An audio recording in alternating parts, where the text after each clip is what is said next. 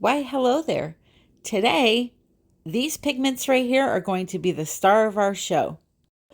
This is the brand new Autumn Moon set from Color Art that I just got my hands on, my grubby little hands on, and they are absolutely beautiful as always. Some really unique colors in this set. I ask you to look at the description of this video, head over to Color Art and pick up your set at 20% off. Plus, you'll get a free color and 2 bottles of medium, which I have plenty of videos to teach you on how to use those.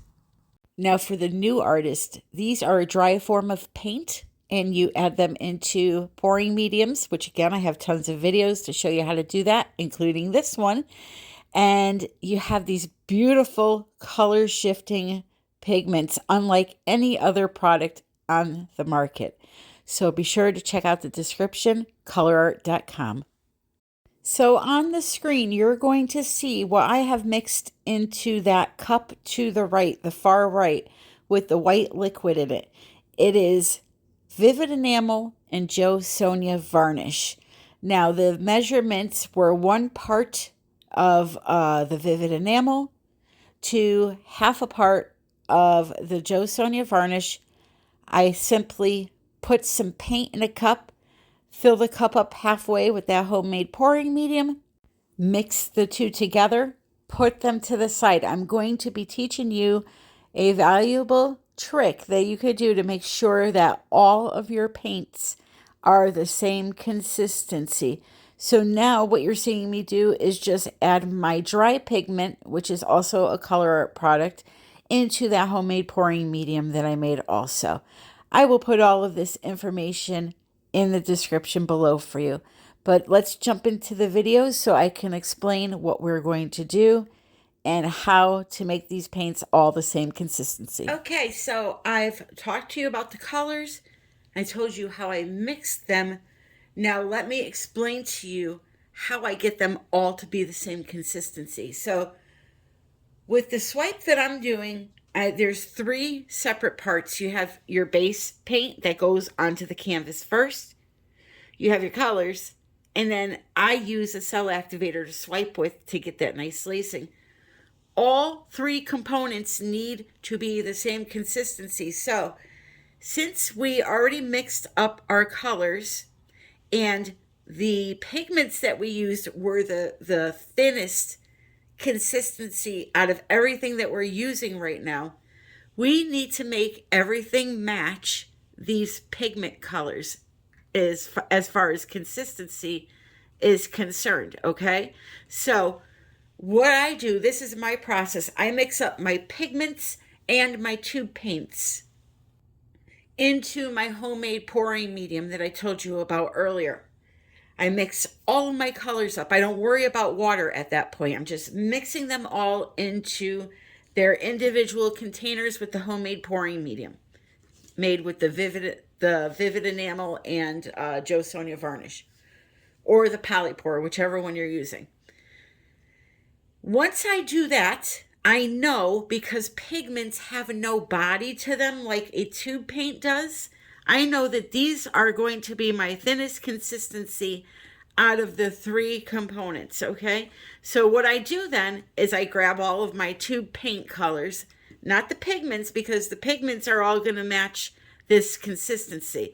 I take all my tube paint colors, add water to those until they look exactly the same, flowing off the stick as the pigments do. I then take my base paint, okay, which in this case is just black Walmart house paint, which is very, very thick, okay? I take this next and I add water to it until it flows off the stick like this one does, and this one, okay? Then I make my cell activator. And for that, I always use either Carbon Black by Golden, heavy body, or I'll use Amsterdam's white, titanium white for a white cell activator.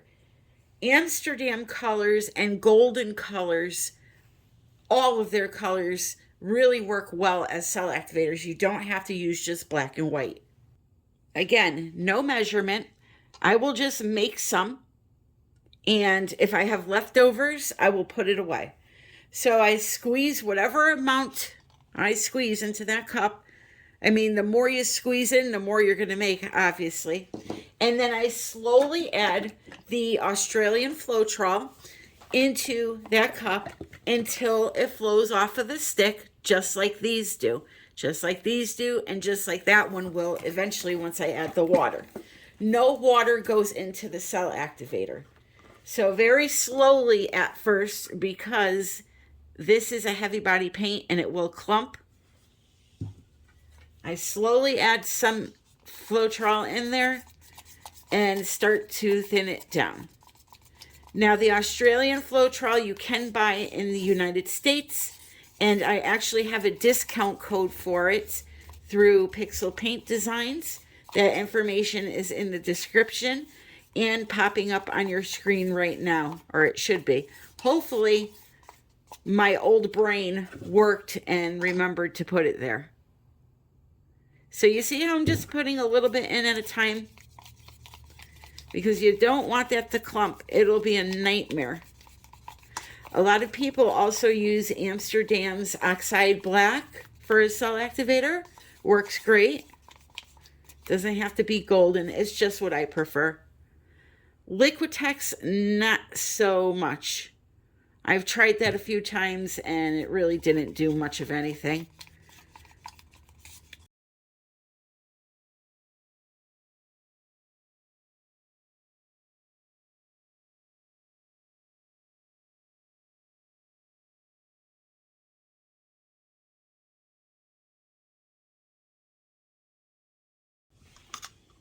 Not that you can see because it's black, but it flows nicely off the stick, just like my colors do. So now the last thing I have to do is my black Walmart paint here. So always remember, less is better when it comes to adding the water in. So a little bit at a time. You can always add more, you cannot take away.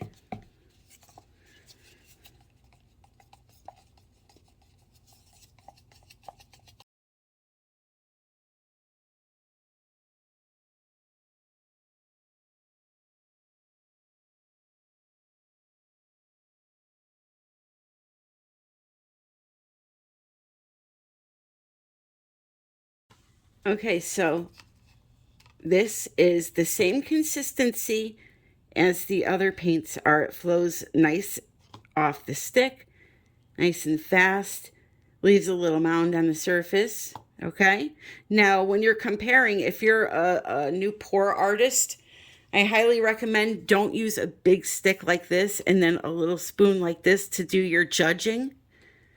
I've been doing this a long time, so I know that it's the right consistency. Compare with the same size stick or spoon, whatever you're using, because this, looking at this, you know, it looks a lot thicker, but it's not, because this is a bigger stick, so more is flowing off. The mound is bigger, okay?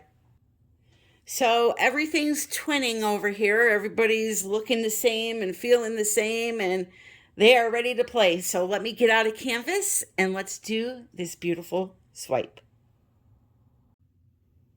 All right, so this is a big boy. I think it's a 24 by 24. I'm going to just put some of this on the canvas and spread it around with a sponge brush. I don't want floating paint on the surface. I just want it to be lubricated. So this is what I'm doing here.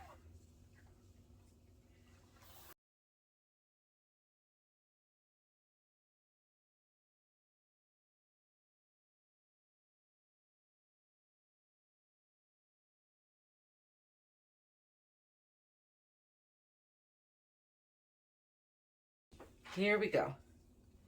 One swipe at a time. So I'm not going to yammer on through this entire video. I'm going to show you a couple of swipes and then I'm going to let you relax and watch the video. But I'm just putting down all of my colors, no rhyme or reason to the order, just how I think they will look the best. I mean, when you do something like a swipe, they all kind of meld together anyway. So it doesn't necessarily matter in this circumstance, but I came up with this basic design. I'm going to be swiping a butterfly wing that once it's dry, I'm going to be turning into an actual butterfly. So enjoy the rest of the video, my friends, and I'll talk to you at the end.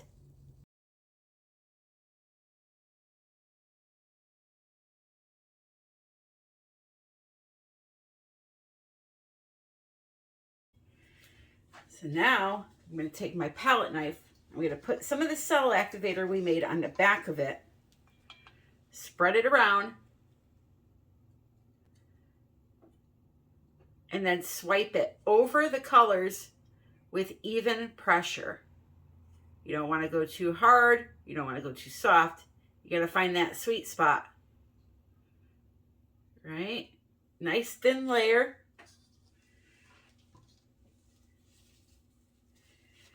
And then we're going to go like this.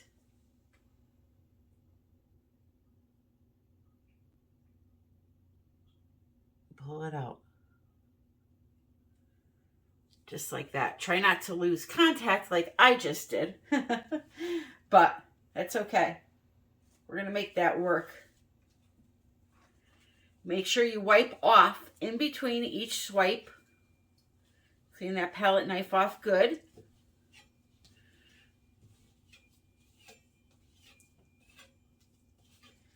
And then we'll go again. I may have to come back over this with a little bit of white. It is gorgeous, me seeing it. I don't know how well you're seeing it though. So let's go again. I thought I put enough tight and buff in there. I might have to add a little bit more. But let me work with this first. So put some cell activator back on the knife and do another swipe. You just want to make sure you clean this off in between each swipe, or else you'll muddy up your colors. So put it right here. I'm going to start a little bit away from that swoosh. Pull it out this way. It's very, very, very pretty. I'll use smaller tools to get those areas in between.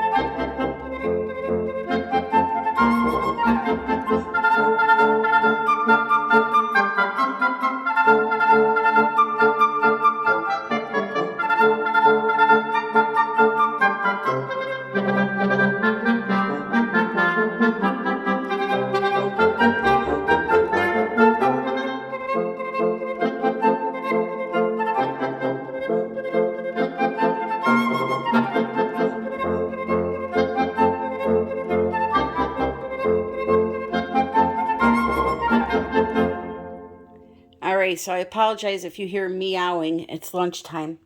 Anyway, so I want you to envision this because we're going to let this dry and we're going to do a body of a beautiful butterfly right here. So here's the upper wing. Here's the bottom wing. Here's some fancy little scrolly thingamadoos.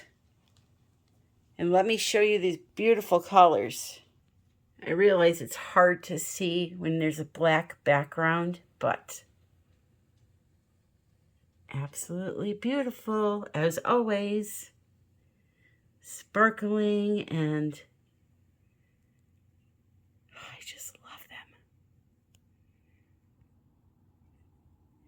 So check out the description for all of the information on these pigments and everything else, such as social media, the Australian Floetrol. I cannot wait to do the second part of this video. It's going to be so much fun. But we'll let it dry nice and take it from there.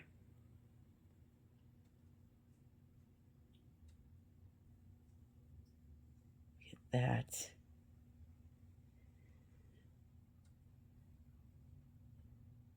Even have some ghost lacing there. Oh, this is going to be spectacular under resin.